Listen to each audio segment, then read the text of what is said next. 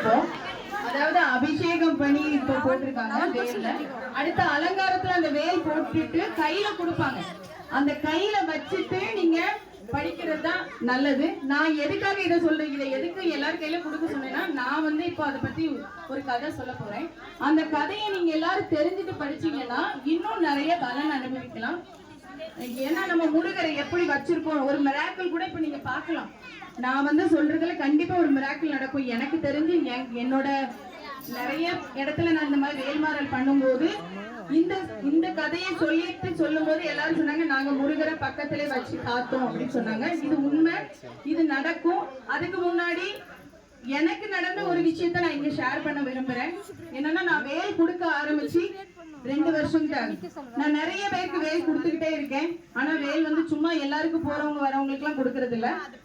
எனக்கு தோணிச்சுன்னா கொடுப்பேன். ஏன்னா நான் திருச்செந்தூர்ல இருந்து தான் ஃபர்ஸ்ட் கொடுக்க ஆரம்பிச்சேன். அதுவும் திருச்செந்தூர் முருகர் கழுத்துல போட்டு கலட்டி எல்லாருக்கும் நான் கொடுக்க ஆரம்பிக்கும் போது அவர்கிட்ட வேண்டிக்கிட்டது என்னன்னா, நான் கொடுக்கிற வேல் ஒரு வேல் கூட வேஸ்ட் ஆக கூடாது.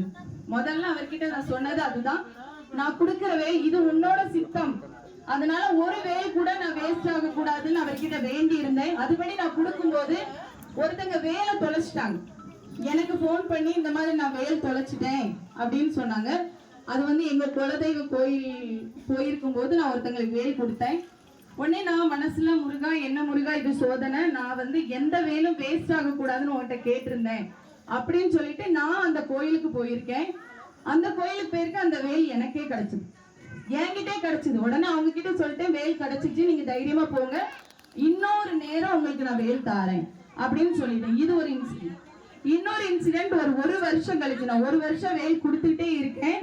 1 வருஷம் கழிச்சு வினை தீர்த்த விநாயகர் கோயில்ல ஒரு முருகர் இருக்காரு, சுப்பிரமணியன் சொல்லி தம்பதியரா இருக்காங்க. அந்த கோயில்ல சஷ்டி பூஜை நடக்கும்போது, அதாவது அந்த சூரிய சம்ஹாரம் நடக்கும், அந்த மகா சஷ்டி, அந்த சஷ்டி டைம்ல நான் வேல் கையில வச்சிருந்தேன்.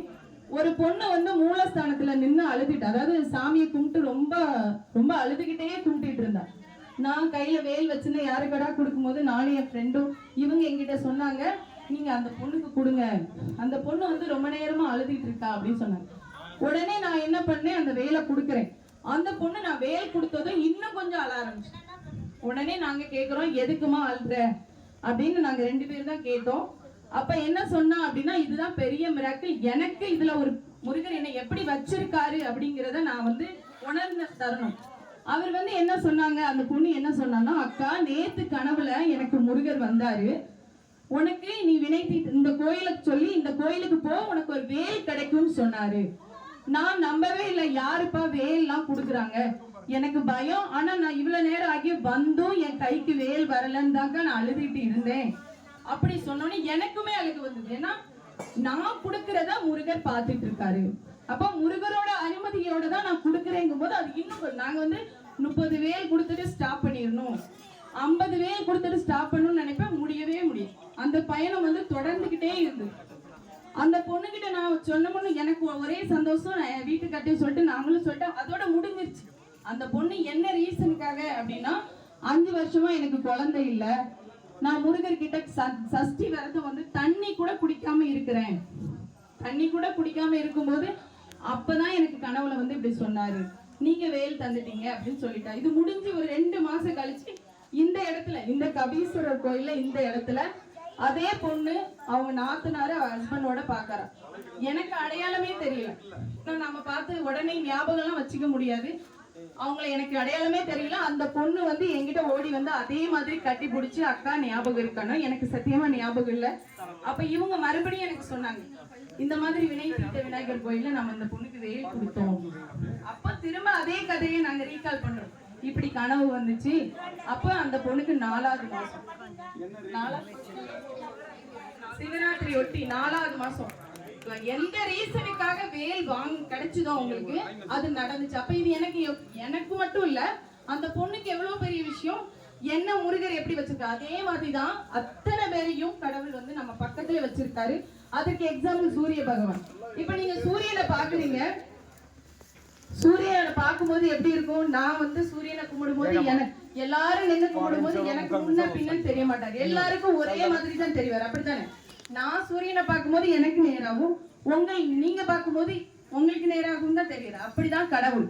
எப்படின்னா நம்மளோட நம்பிக்கை, நான் வந்து இப்ப பாடுறேன் அப்படின்னா என் பக்கத்துல முருகர் இருப்பாரு, இதை நான் நம்புறேன். நீங்களும் அதை நம்புங்க. ஏன்னா நீங்க ஒவ்வொரு பதிகைக்கு வந்து ஒரு திருப்புகள் படிக்கிறீங்க.